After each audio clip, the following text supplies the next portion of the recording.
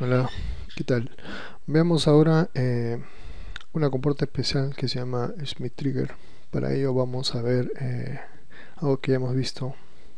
Hemos visto, por ejemplo, que son las señales ideales y las señales reales. Sabemos que las señales ideales pues tienen un tiempo de transición cero, es decir, van de bajo hacia alto en 0 segundos. Además, eso conlleva que la señal sea perfectamente cuadrada. La señal entonces está bien definida en sus valores, tanto en alto como en bajo. No hay valores intermedios, ¿correcto? Ya que la transición es instantánea, entonces o es bajo o es alto. En cambio, las señales reales, pues hay un tiempo de demora, que es lo real, lo que sucede en la naturaleza. Y esta naturaleza electrónica pues va de bajo hacia alto en un tiempo de subida y de alto hacia abajo en un tiempo de bajada. El tiempo que se demora para ir de abajo hacia arriba podría ser muy lento de repente, ¿no? ¿Correcto? Y eso hace que la señal, aparte de que no es cuadrada, ¿sí? Podría ser deformada, es decir, no tiene ni siquiera esta forma, ¿no? Una señal real también podría tener ruido, es decir, dentro de la misma línea, ya no sería una línea recta, sino una señal así, ¿no? Con ruido que está afectando nuestra señal. Para todo esto, para estos problemas de lentitud, de falta de definición, ¿sí? Está este Smith Trigger, ¿sí? Este Smith Trigger lo que va a hacer es lo siguiente. Por ejemplo, si yo tengo una onda que es, por ejemplo, imperfecta, no tiene una forma definida, ¿correcto? Si la señal, por ejemplo, es demasiado lenta, en ese caso, cuando está por acá, la demora es demasiada y entonces la señal no se define si es 1 o es 0, ¿no? Porque está tan lento acá, ¿correcto? Además, si la señal tiene ruido, como estamos viendo acá, esas onditas que se adhieren a la señal, eso se llama el ruido, ¿sí? Y además no es cuadrada, todo eso al aplicarlo a un dispositivo Smith Trigger, ¿sí? Así se dice, Smith Trigger, ¿sí? Suena como alemán, ¿verdad? Al Smith Trigger, vamos a ponerlo completo. Cuando lo aplicamos al Smith Trigger, esas ondas imperfectas se convierten en ondas bien definidas. Además de lo que eran lentas, se convierten en rápidas. Y cuando tenían ruido, el Smith Trigger lo que va a hacer es quitarle ese ruido y van a estar señales entonces sin ruido. No eran cuadradas, el Smith Trigger las va a convertir en cuadradas. ¿Correcto? Entonces el Smith Trigger hace todo eso, hace restauración entonces de pulsos, ¿sí? Va a conformar la onda, la va a formar en forma cuadrada, ¿sí? Va a eliminar los ruidos, ¿sí?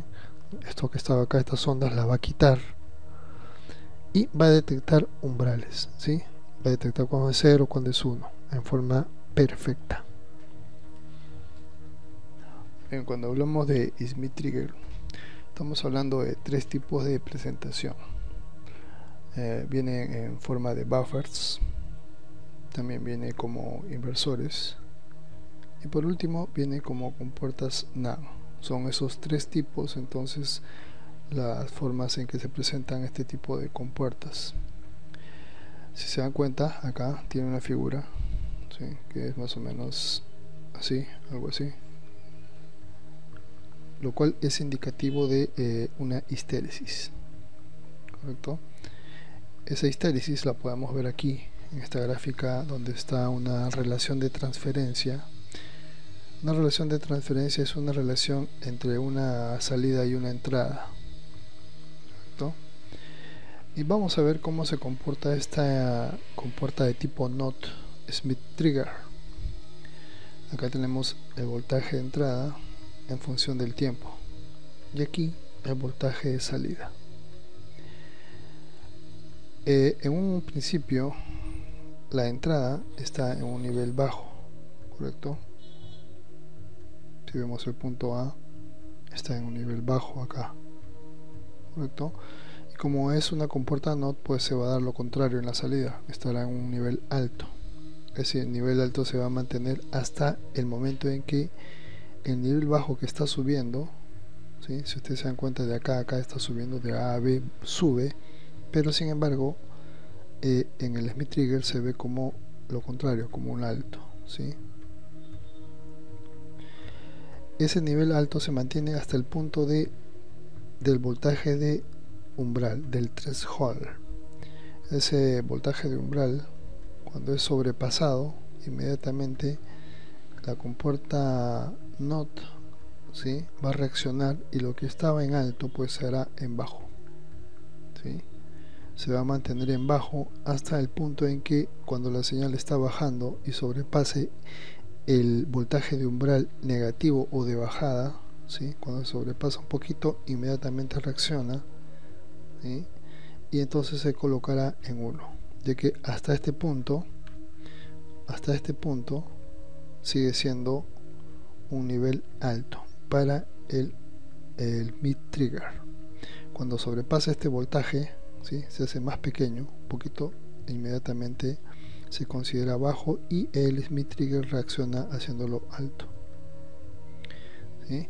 Esa es la forma en que trabaja entonces un Smith Trigger, gracias a su propiedad de histéresis, que no es ni más ni menos que debido a que dentro hay una retroalimentación, ¿sí?, que no tienen las demás compuertas comunes y corrientes. Vamos a aclarar esto con un ejemplo más. En este caso vamos a ver cómo reacciona un inversor de tipo estándar, es decir, un inversor común y corriente, para una señal que tiene mucho ruido. Tenemos la entrada en A, ¿sí?, una señal de entrada que, si ustedes se dan cuenta, tiene bastante ruido en la señal. Además, debemos notar que para este inversor estándar hay un umbral que está casi por la mitad, si se dan cuenta, ¿sí?, cuyo valor va a depender del tipo de inversor que sea, ya sea un CMOS, un TTL, etc. Ahora, mientras el nivel está en la señal A en bajo, ¿sí?, todo este tramo de acá, lo contrario en la salida estará en alto, ¿sí? Fíjense que hasta este punto de acá está en alto. Una vez que el ruido, la señal, mejor dicho, sobrepasa un poco ese umbral individual, se considera que está en 1. Así que la compuerta reacciona haciéndola lo contrario, es decir, un 0, que estaría en este punto de acá. Pero como hay ruido, este ruido puede ser de una amplitud bastante grande también, ¿sí? Si el ruido nuevamente vuelve a bajar y está por debajo del umbral individual, entonces estará con una entrada en bajo, y por lo tanto la señal responde con un alto en su salida, ¿sí? Nuevamente la señal vuelve a subir debido al ruido, ¿sí?, está entonces en un nivel alto, y entonces reacciona con un nivel bajo. Nuevamente baja un poco por debajo del umbral, ¿sí?, y lo considera como un bajo, así que la señal se coloca en un alto nuevamente. Nuevamente vuelve a subir y se considera como un alto ya definitivo, y recién se pone a un nivel bajo. Para ello ya hubo una serie de oscilaciones. Lo mismo va a ocurrir cuando la señal está bajando. Va a haber una serie de oscilaciones debido al ruido que presenta la señal. Veamos ahora la misma señal aplicada ahora a un inversor disparado de Smith Trigger. En este caso el Smith Trigger tiene dos umbrales, ¿sí? Tiene un umbral positivo o de subida y un umbral negativo o de bajada, como ya hemos visto. Entonces, cuando la señal está en bajo, ¿sí?, hay un nivel alto. Ese nivel alto se va a mantener hasta que la señal con ruido, sin ruido, sobrepase apenas en este punto, ¿sí? En este punto sobrepasa al umbral positivo del Smith Trigger. Cuando eso sucede, inmediatamente el Smith Trigger reacciona y lo manda a un nivel bajo.